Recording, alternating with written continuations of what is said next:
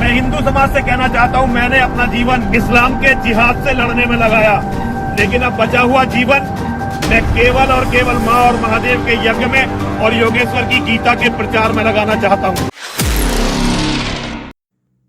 सामनिक्रम, अगर आप भारत का मीडिया देखते हैं या भारत के सोशल मीडिया को फॉलो करते हैं तो एक नाम यति नरसिंहानंद सरस्वती जरूर सुन रखा होगा। ये एक ऐसा घटिया इंसान है जिसने भारत के मुसलमानों के खिलाफ एक ऐसी जहरीली मुहिम शुरू की जिसके बाद उन पर हमले भी हुए। हिंदू इंतहा पसंदों ने मुसलमानों के इमलाक को नुकसान भी पहुंचाया और शायर इस्लाम की बेहुरमती भी की। ये शख्स खुलेआम भारत के मीडिया पर बैठकर या फिर सोशल मीडिया को यूज करके नबी पाक सल्लल्लाहु अलैहि वसल्लम की शान में गुस्ताखी भी करता रहा और ऐसे घटिया रिमार्क्स पास करता रहा जो कि आपको यहाँ पर दिखाए नहीं जा सकते। लेकिन खुदा के हाँ, देर तो है अंधेर नहीं। आज यही शख्स इन्हीं मुसलमानों से हाथ जोड़कर माफिया मांगता दिखाई दे रहा है। इसका अपने इलाके से निकलना दुभर हो चुका है क्योंकि मुसलमान हर तरह का जुल्म और सितम बर्दाश्त कर सकते हैं, लेकिन नबी पाक सल्लल्लाहु अलैहि वसल्लम की शान में गुस्ताखी बर्दाश्त नहीं कर सकते। मुसलमान तंजीमों ने इस शख्स को इसकी औकात दिखाने के लिए कई ऐलानात कर रखे हैं, जिसके बाद डर के मारे ये अपने ही बनाए गए एक मंदिर के अंदर दुबका बैठा है और वहीं से बैठकर पिछले कई अरसे से वीडियोस बना रहा था। लेकिन अब शायद ये थक चुका है और इसे मालूम पड़ चुका है कि मुसलमानों के नबी पाक सल्लल्लाहु अलैहि वसल्लम की शान में गुस्ताखी करना और शायर इस्लाम की तौहीन करना, मुसलमानों के खिलाफ घटिया रिमार्क्स पास करना अब इसकी जान को आ चुका है। और ये अब सरेआम मीडिया हाउसेस को बुलाकर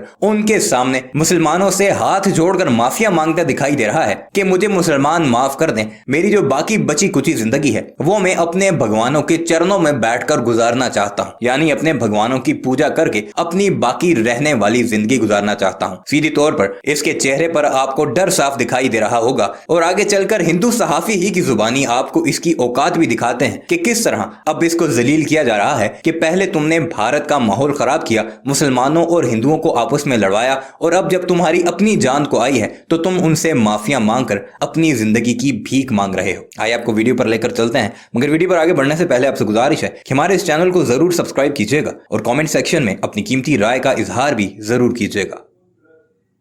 नरसिंहानंद गिरी वही ढोंगी महान जिसे नफरत फैलाने के अलावा कुछ आता नहीं है दोस्तों। अब वो मुसलमानों के आगे गिड़गिड़ाता हुआ दिखाई दिया है, उनसे माफी मांगता हुआ दिखाई दिया है, उनके घुटनों में गिरकर इस्लाम के बारे में नफरत फैलाना मेरी सबसे बड़ी गलती थी। ये मैं नहीं कह रही हूँ, ये बात कही है नफरतबाज तथाकथित महंत नरसिंहानंद सरस्वती ने। जी हाँ दोस्तों, जिस पर विश्वास करना तो नामुमकिन है लेकिन ये सच है। नमस्कार दोस्तों, मेरा नाम है जयंती झा और आप देख रहे हैं द लाइव टीवी।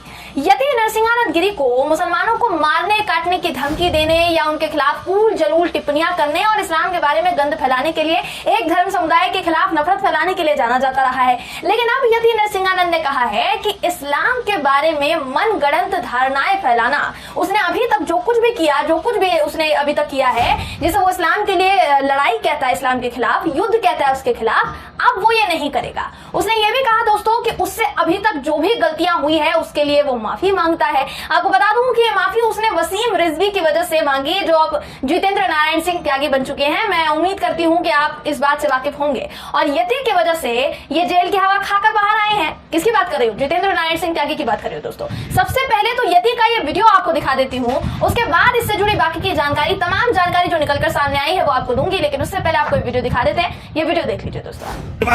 भगवान महादेव शिव और जगत जननी माँ जगदम्बा के चरणों में नमन करते हुए मैं यति नरसिंहानंद, मेधा स्वामी अमृतानंद जी, यति कृष्णानंद जी, राम त्यागी जी हमारे स्वामी जी हैं और सब लोग हम लोग श्री जितेंद्र नारायण सिंह त्यागी जी को जेल में लेने के लिए आए थे, लेकिन उनकी रिहाई हो गई है और वो हमें हमारे मिलने से पहले ही चले गए हैं।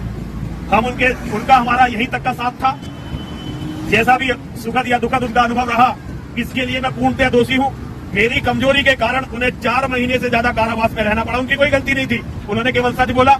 लेकिन मैं नरसिंहानंद सरस्वती इसके लिए अपने आप को जिम्मेदार मानता हूँ। जी, तो ये वसीम रिजवी और जितेंद्र नारायण सिंह त्यागी से यति नरसिंहानंद माफी इसलिए मांग रहा है क्योंकि जितेंद्र नारायण सिंह त्यागी जब जेल से छूटे तो वो इस पाखंडी से बिना मिले ही चल दिए, जबकि बीच में कितनी सट्टी गट्टी लग रही थी आपको पता होगा। और इसका कहना था कि हम तो हरिद्वार सिर्फ त्यागी जी की रिहाई के लिए आए थे, लेकिन त्यागी जी हमसे हमारे समर्थकों से बिना मिले ही चल दिए। अब दोस्तों देखिए, ये तो होना ही था। क्यों होना था? वसीम रिजवी यति के कारण जेल गए कि नहीं? उन्हीं के चक्कर में जेल गए ना। लेकिन ये तथाकथित महंत जेल से बाहर भी आ गया और जितेंद्र नारायण सिंह त्यागी जेल की चक्की ही पीसते रह गए, जबकि कांड आधे से ज्यादा इस ढोंगी महंत बाबा ने किए हैं। और अब जब ऐसे पाखंडी के चंगुल में कोई फंसेगा तो उसका भुगतान तो उसे ही करना पड़ेगा ना, कोई और तो करेगा नहीं उनकी जगह उनका भुगतान। पर जेल से बाहर निकलने के बाद शायद जितेंद्र नारायण सिंह त्यागी की जो अकल है वो ठिकाने आ गई, तो ये जेल से बाहर निकले और यति को बिना भाव दिए ही वहां से चल दिए। इस बात का झटका यति को इतना जोर से लगा, मतलब ये पूरी तरीके से हिल गया, इसका दिमाग बिल्कुल ठिकाने पर नहीं था कि माफी वाफी सब कुछ मांगने लग गया। इस बेइज्जती के बाद यति ने न सिर्फ जितेंद्र नारायण सिंह त्यागी से माफी मांगी है दोस्तों, बल्कि उनके साथ साथ इस्लाम के बारे में बुरा भला कहने पर भी माफी मांगी है, खुद से माफी मांगी है। आपको इसका ये वीडियो भी दिखा देती हूँ, माफीनामे वाला वीडियो, ये वीडियो भी आप देखिए।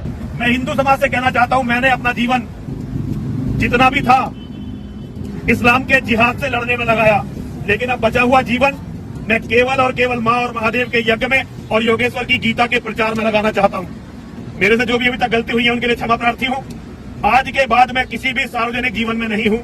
हर हर महादेव, हर हर महादेव। जी, तो इस्लाम इसके लिए जिहाद है और उसके लिए इसने लड़ाई लड़ी, ऐसा इसका कहना है। अब वो लड़ाई थी या नफरत फैलाना, ये बात तो सभी जानते हैं दोस्तों, अकेले मैं नहीं कह रही हूँ, ये बात सभी जानते हैं, पूरी दुनिया जान चुकी है अब तो। लेकिन ये ढोंगी कह रहा है कि अब ये इस्लाम के बारे में कुछ भी गलत नहीं कहेगा, जो इसने किया वो इसकी सबसे बड़ी गलती थी और अब ये सार्वजनिक जीवन से बिल्कुल दूर जा रहा है। मतलब अब ये महासभाएं, महापंचायतें नहीं करवाएगा, ऐसा इसका कहना है। ये एक धर्म समुदाय से इतना डर चुका है, ऐसा लग रहा है उनके आगे इसने इसी तरीके से घुटने टेक दिए हैं कि अब ये डर के मारे कह रहा है कि मुझसे अभी तक जो भी गलतियां हुई उसके लिए मुझे माफ कर दो, मैं हाथ जोड़कर आपसे माफी मांगता हूं। मतलब ये तो बिल्कुल गजब हो गया। इसके बारे में किसने सोचा था?